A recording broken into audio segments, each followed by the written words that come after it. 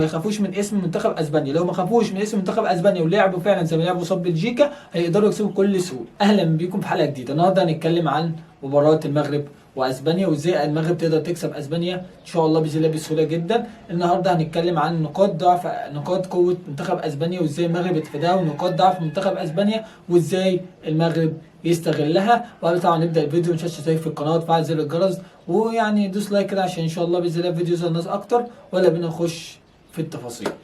اول حاجه اسبانيا عندها نقاط ضعف ونقاط قوه. اول حاجه لازم نخلي بالنا من نقاط قوه منتخب اسبانيا. اول حاجه عندهم هو الهداف بتاع منتخب اسبانيا هو موراتا، مهاجم منتخب اسبانيا. لازم نخلي بالنا منه.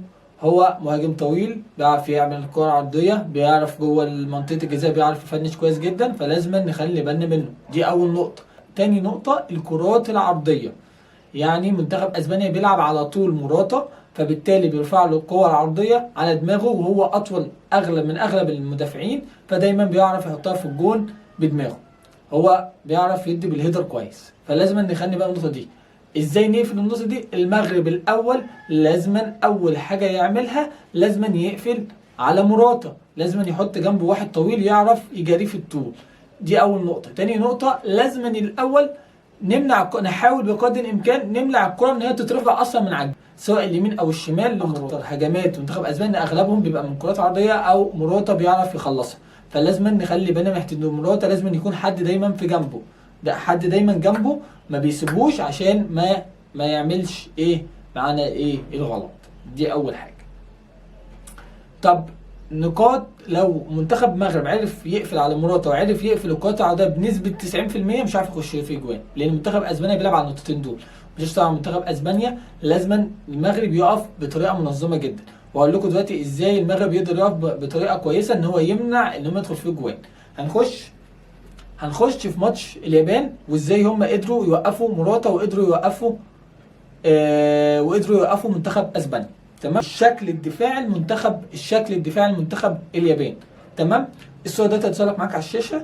تمام اهو. بص كام واحد واقف. 1 2 3 بيلعب ب6 في الدفاع. حلو. وبيلعب 3 في خط الوسط، وبيلعب واحد المهاجم بيرجع يغطي عشان يمسك اللي متقدم من الدفاع. تمام. فبالتالي هي كرة زي دي اللي معاه الكرة ده الونسو. تمام. لاعب ريال مدريد. الكرة دي هي معاه. تمام. هو مش عارف يعمل ايه اهو. هو مش عارف يبص لمين، كل الناس مقفوله عليه وكل واحد جنبه واحد، فمش عارف يبص لمين، هتتقطع. فراح جاي الكوره دي انتهت بايه؟ بان هو شاط على المرمى من المكان اللي انت شايفه ده، شاط من هنا على المرمى، والكوره وصلت للجون بكل سهوله جدا وما قدرش يعمل حاجه. وده الاكتر على كده ان منتخب اليابان جاب الجون الثاني في بدايه الشوط الثاني، وقعد تقريبا اكتر من 40 دقيقه بيدافع، واسبانيا ما عرفتش تدخل في جون، واسبانيا ما كانت محتاجه الفوز عشان تتاهل، او ما تضمنش الماتش التاني كان ممكن يحصل فيه ايه. فعشان كده كانت بتحكم بكل خطوطها. فبالتالي لازم نخلي بالنا من النقطه دي، ان منتخب اليابان عارف يقفل على اسبانيا، فبالتالي منتخب المغرب يقدر يقفل على برضه اسبانيا، لان منتخب المغرب معاه دفاع او معاه فرقه تقدر اغلبهم بيلعبوا في اوروبا ويقدروا يعملوا حاجه زي دي. منتخب المغرب معاه فرقه بتعرف تلعب في اوروبا، اغلبهم بيلعبوا في اوروبا ويقدروا يعملوا حاجه زي دي. دي اول في نقاط ضعف منتخب اسبانيا وازاي المغرب يستغلها. اول نقطه معانا ان منتخب اسبانيا ما بيعرفش يطلع بالكوره. منتخب اسبانيا ما بقاش زي المنتخبات بتاعت زمان كان معاه ناس اقوياء، لا هو اغلبه دلوقتي شباب مع كام عنصر خبره زي بوسكيتس زي ألابا كده، اغلبهم شباب، فالطلوع بالكوره لسه ما عندهمش خبره المباريات الدوليه، فيقدروا منتخب المغرب لو ضغط يقدر يقطع منهم الكوره. دي اول نقطه ضعف عندهم. واقول لكم دلوقتي بالصور ازاي منتخب اليابان قدر يضغط مره واثنين في الجونين اللي جابهم هو من ضغطتين، وفي كوره كانت اخطر في بدايه المباراه خالص وما دخلتش جون، والكورتين بتوع الجون هي من ضغط على من الضغط على خط الدفاع. وقبل ما نخش في الصور برضو لازما المغرب يلعب على اهم لاعب هيعرفوا يقطعوا منه الكوره هو بوسكيتس. منتخب اليابان كان بيلعب دايما على بوسكيتس، هو دلوقتي كبر في السن وما بقاش عنده اللياقه ال100، وكمان ما بقاش عارف يطلع بالكوره بطريقه كويسه مش زي زمان، فبالتالي بوسكيتس طول عمره هو بيدافع بس. فلازما المغرب تقدر تستغل حته البوسكيتس ما يعرفش يطلع بالكره كويس بجانب الدفاع. هوريك دلوقتي في الصور ازاي المغرب تقدر تضغط على بوسكيتس او تقدر تضغط على خط الدفاع، وازاي اليابان عملتها، وبالتالي المغرب تقدر تعمل زيها، والمغرب عندها عناصر اقوى بكتير من اليابان. نخش في الصور. بوسكيتس معاه الكوره، شوف كام واحد ضغط على بوسكيتس، 4 حوالين بوسكيتس، فبالتالي بوسكيتس مش لاقي حد يبصيله. فايه اللي هيحصل بقى في الصوره الثانيه؟